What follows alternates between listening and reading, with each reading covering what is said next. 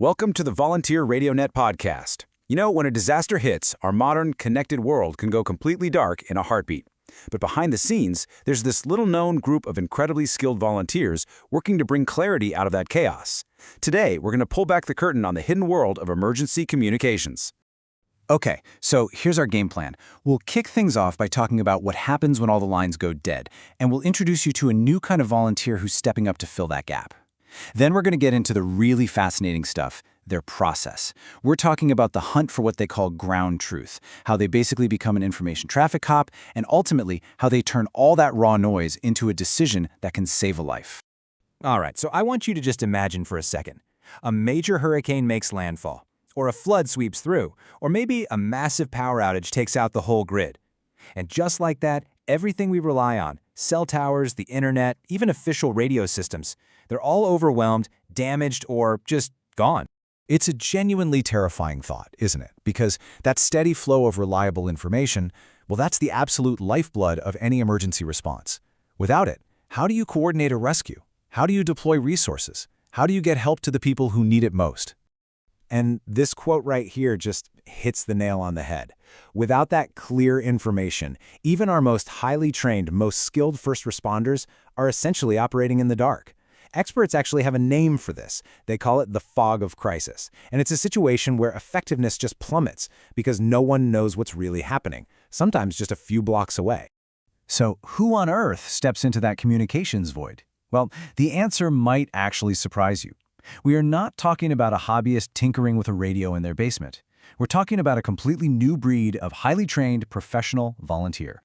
That's exactly right, David. The official term is auxiliary communications, or OXCOM for short. And believe me, these volunteers are so much more than hobbyists. They actually hold a defined official position within the National Incident Management System, that's NIMS, which means they are integrated directly into the command structure.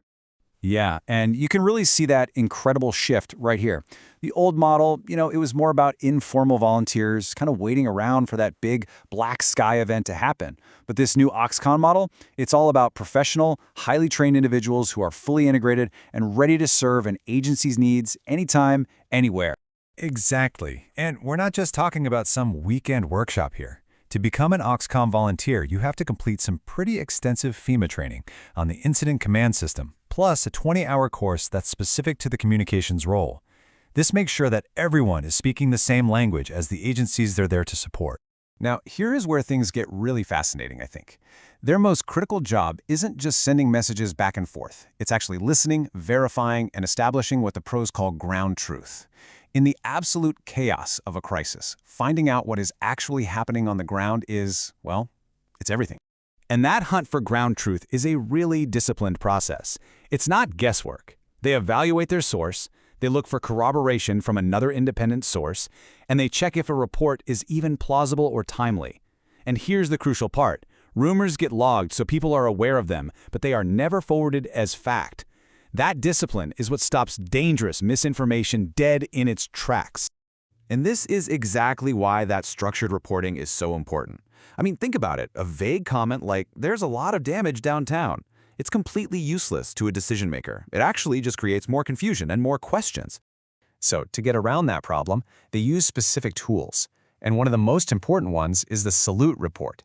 It's a simple acronym that forces the person on the ground to be methodical and provide the key details. Size, activity, location, unit, time, and equipment. This is what turns a random, panicked observation into objective, actionable intelligence. Okay, so you've got all these trained volunteers out in the field gathering verified, solid information. But how do you manage that fire hose of data without just creating a whole new kind of chaos on the airwaves?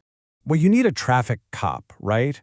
And that is the perfect description for the role of the Net Control Station, or NCS. They are the human filter sitting right at the center of this web, and they orchestrate the entire flow of information. The NCS really is the central hub. They're the ones filtering out all the unnecessary chatter, making sure everyone's using formats like Salute and prioritizing the most urgent messages to go through first. They take all these individual, verified reports and aggregate them to build that single, coherent picture for the decision makers. So let's bring this all home. This whole system, from the individual volunteer to the net control station, it's all designed to do one specific thing: Transform the chaotic noise of a disaster into clear intelligence that leads to life-saving decisions. So on one hand, you have this, the raw, unverified chatter that just floods the airwaves during a crisis. It's full of fear, speculation, bits and pieces of truth, but it's totally impossible to act on. It's just noise.